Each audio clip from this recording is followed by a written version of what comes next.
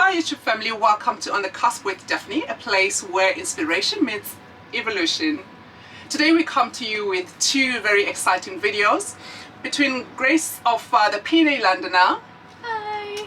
Hi, my name is Grace and I make videos as well about tips on living in London. Thank you Daphne for having me. Absolutely. I'm going to link Grace's YouTube link on the description box. Be sure to subscribe and follow her awesome content. Today we come to you with very relevant information for the day. Given how the channel is so much about job opportunities in the UK, it's equally important to help you avoid some of the unnecessary pitfalls. Between Grace and I, with 15 years experience in the UK, working within the NHS sector as well as in the private sector as nursing agencies, we often get opportunities to speak to these employers and recruiters, and today we thought making you these two videos, mine specifically focusing on the mistakes to avoid when compiling your CV, and Grace, yours is going to be on...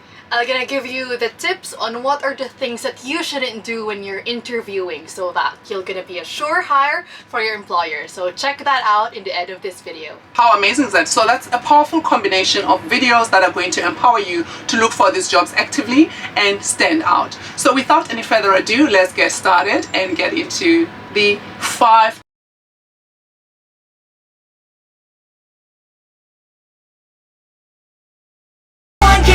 like you.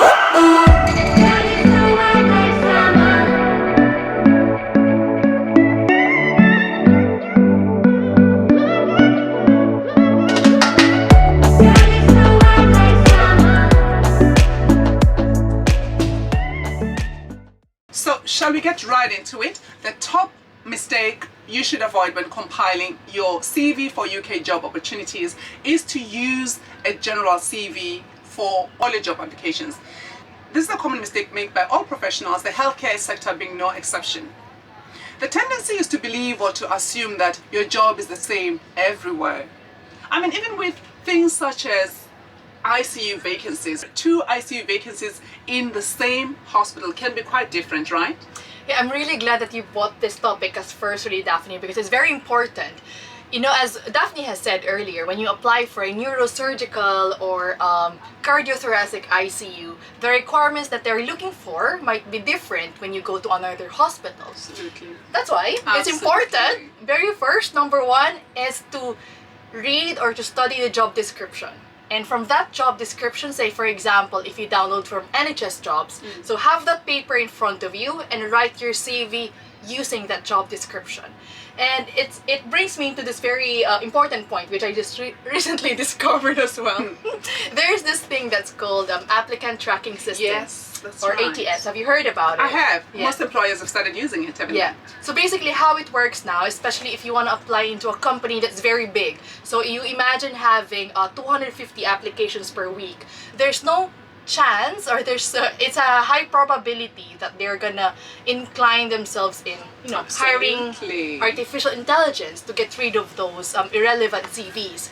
So basically, check back on your job description. If you're applying for a nurse educator post, if they said the word educator in there, then you need to put that exact word as well as educator Absolutely. in your CV. Because basically it's a robot, right? So they're just gonna look on what are the similarities that the job is looking for and what is contained in your CV. So that's the applicant tracking system. Absolutely. It's more like analytics, if you Yes. will. Yes, And yes. equally, we spoke about nurses, equally for healthcare assistants. No 2 jobs will be the same in 2 different nursing homes. So be sure to apply the advice given to us by Grace, and make sure your CV will be picked up by the ATS system, so it's got the keywords that the system is looking for in order for you to rank higher and get one job open. Yeah, because it might be it's such a shame, you know, if you know that you've got a very large experience to back you up, but then the employers are not gonna see it in the first place because they're using this system, you know. So it's better to be ATS compliant when you're doing your CV. Hence we're saying in your absence, your CV is that key that's going, the master key that's I going like to that. unlock all the doors of opportunity. Yeah, That's right. it should speak for you in behalf of you. Absolutely, absolutely. We're moving on now to the second point. Second mistake to avoid when compiling your CV for UK job opportunities. And that second mistake is passing your CV without a cover letter.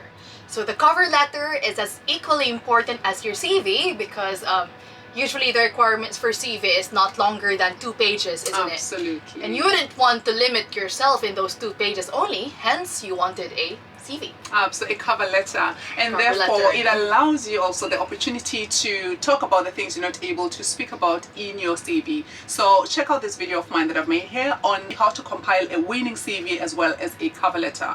Tips and information based on the current UK recruiters in the NHS and in the private sector with 15 years experience combined between us with Mrs. Grace of Pinay Londoner. Be sure to check out her channel and her blog. Next mistake to avoid when compiling your CV for the next UK job opportunity is when you're too modest to say about your achievements, because probably in some cultures, like in my home country, we don't believe in bragging. We feel bad about it. So I've got achievements, but I'm not gonna say it. I'm too shy. Likewise. However, this is not the time to be shy. This is not time to downplay your achievements. If there's one thing that's going to set you apart from the crowds, it will be stating your achievements in a very diplomatic and professional manner. Especially as healthcare professionals, there is a tendency to just feel shy about the good things we do, or you feel as if it will make you perhaps miss out on the job opportunities because you're possibly overqualified and therefore you need to be paid more money as opposed to your counterparts that are applying for the same job. State your qualifications, state your achievements, no matter how small, especially if they're relevant to the job. The other thing that's become such a sought after prerequisite in this day and age, Grace, would you agree that it's the things such as IELTS and having a clear police clearance? I mean, coming from as us that came as international candidates, we needed to fulfill that requirement. It's not what one would think is an achievement, but in the bigger scope of things, in this context of today, I think that's also something worth stating as clear as possible on your CV. One might argue whether it's an achievement or not. Yes, it's a prerequisite for the job, but I would say shine on your shine and state what needs to be stated. And if you haven't got any achievements, if you feel like you haven't got any achievements to state, that's still acceptable. It's not something to apologize for, as long as you're not lying.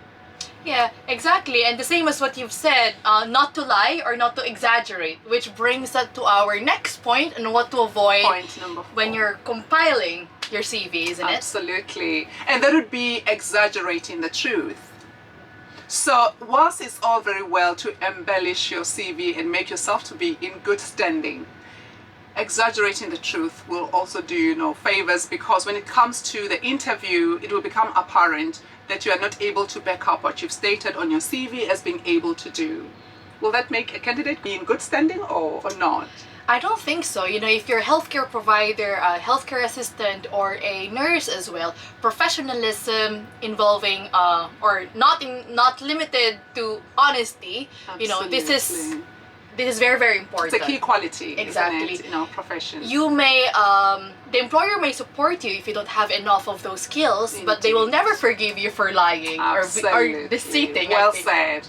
Well said. So whilst you know who you are, know what you're about, what you can bring to the table, boldly acknowledge the skills you are yet to learn at the same time, without any apology. Moving on to the last and final point, the 5th mistake to avoid when applying for UK job opportunities. This one is going to be a rather generic one, Grace. We're speaking to general things such as typographical errors, punctuation errors, where people use abbreviations that recruiters still need to ask you, what does this abbreviation stand for? Can you think of any things that you might want to add there? I think if you, for example, have stated that of course you are in this point because you've passed the IELTS, so nobody's doubting on your ability to speak English or to write English. But when you make these grammatical errors or spelling errors, that gives an idea to the employer that you have not prepared well, or you have rushed in making your CV. Absolutely. Or you don't take them seriously, or you don't have respect for the people you're applying to. Yeah, so I would advise, there's quite a lot of software tools that you can download. Yes, that's true. Grammarly is a good one. Great. I use it that all the time. I use it all the time. So, you can download those just to proofread your CV. Absolutely. It wouldn't hurt. It wouldn't hurt. The other thing that comes up quite frequently when you speak to these employers and recruiters are the gaps in your employment. Those need to be accounted for adequately, otherwise they raise red flags.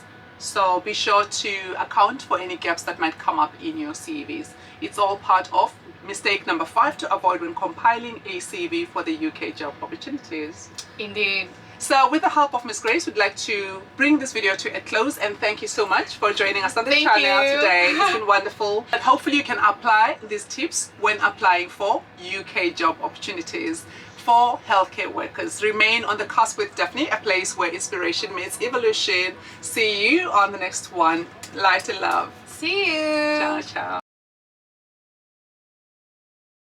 To use a general CV for all your job applications.